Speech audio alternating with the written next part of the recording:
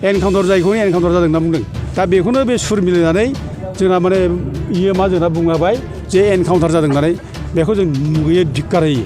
आरो बे रोखोम जुदि आखलनि इएम जायोब्ला बे गाज्रि गारनाया मोजां बियो दरखार गैया जोंनि बिदि इएमखौ।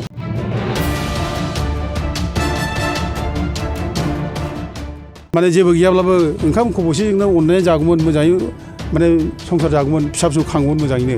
दा दिनै मा खालामखो सिलिंखार।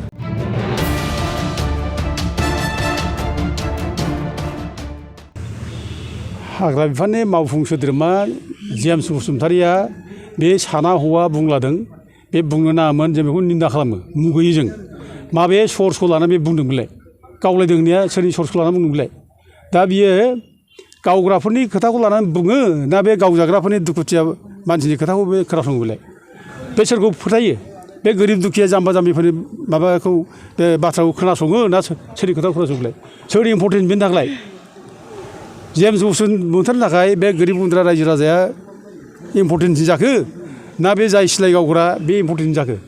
बे जुदि दायित्व गियान दंब्ला बेहा जुदि माने खान्द गियान दंब्ला बियो फार्स्टआव इनकुवारि खालामनांगौमोन। बियो इनकुवारि खालामना नायनांगौमोन मा जामारदों। बे गामियाव फैनांगौमोन। बे गासैबो गोरिब गुन्द्रा रायजो राजा बर' फिसा गासैबो गावसिनि मानसि जोंनिनो मानसि बिसोरखौनो बाहायबाय थायो। भट नांगौ माने भट समाव नांगौबा बिसोर भट नांगौ भटनि थाखाय बिसोर फैयो भट बिफैयो। आंगोआ सोर बिदिलाय बे गोरिब गुन्द्रा रायजो राजा बिसोरनो आंगो नंगौ नङा। दा बिसोरनो जुदि माने इएम थाखाय जुदि आंगोब्ला रायजो राजा जुदि आंगो मोनब्ला रायजो राजाखौ आंगो सानोब्ला इएमआ बिसोर फैनानै सोंफैनांगौमोन मा जाखो मा जामारखो माथो माने गावथारनाय जाबाय खबर लाफैनांगौमोन बे। खिन्थु जेबो खबर लायाखै जेबो खबर गैया दबर गैया बाहेरा दांबाय माने फरेस्ट डिपार्टमेन्टआ गावसोरखौ डिफेन्ड खालामनो थाखाय बुंदों गावसोरखौ बासायनो थाखाय बुंदों एनकाउन्टार जादों होननानै एनकाउन्टार जायखौ एनकाउन्टार जादों होनना बुंदों। दा बेखौनो बे सुर मिलायनानै जोंना माने इयो मा जोंना बुंलाबाय जे एनकाउन्टार जादों होननानै बेखौ जों मुगैयो धिक्कार होयो। आरो बे रोखोम जुदि आखलनि इएम जायोब्ला बे गाज्रि गारनाया मोजां बियो दरखार गैया जोंनि बिदि इएमखौ। मानो नांगौ जोंलाय बे गोरिब गुन्द्रा जाम्बा जाम्बिनि दुखुखौ बुजिनो हायाखिसै बे मा जादों घटनाया बेयाव। बे गोरिब गुन्द्रा जाम्बा जाम्बि सैथोजों सोलिग्रा मिसा खोथा खुनु दिन बुङा। सिखार जाबाय बासिराफोर हाग्रायाव थांनाया नंगौ थाङाखै नामाखै दंफां लायनाया नंगौ जानो हागौ बेखौ सिखार खालामबाय खिन्थु थोननायाथ' फरेस्ट डिपार्टमेन्ट थोनो। दा दिनै बेफोर गासैबो थदन्त खालामनांगौआ फरेस्टनि इएम आरो गोरिब गुन्द्रा जाम्बा जाम्बिखौ बे माने माबानांगौ बिसासाव लानानै माने खौरांखौ सुलाद लानांगौ बियो।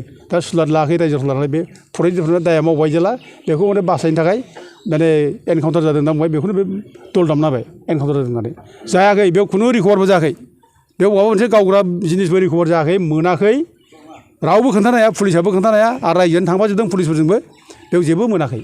दा हयथ' गोदानै खायदा खालामनानै जुदि सिलाय मोनदों नैबेखौ मोनदों होननानै बुङोबायब्ला बे बिसोरनि खोथा बे अननाय खामानि मावनायनि खोथा बिसोर बिदिखौ मावनोबो हागौ। दा खिन्थु खुनु सिलाय मोनाखै जेबो गैया एनकाउन्टारबो जायाखै। दुखुथिया न'खरनो दा नोंथाङा मा दाबि खालामो? दा जों दाबि खालामदों दुखुथिया न'खरखौ बेखौनो नायनांगौ। दा जेबो गैया न'खरानो नायदो बेबायदि संसार जास्लिंनाय सिलिंखार खालामबाय मालाय माने जेबो गैयाब्लाबो ओंखाम खब'सेजोंनो अननानै जागौमोन मोजाङै माने संसार जागौमोन फिसा फिसौ खांगौमोन मोजाङैनो।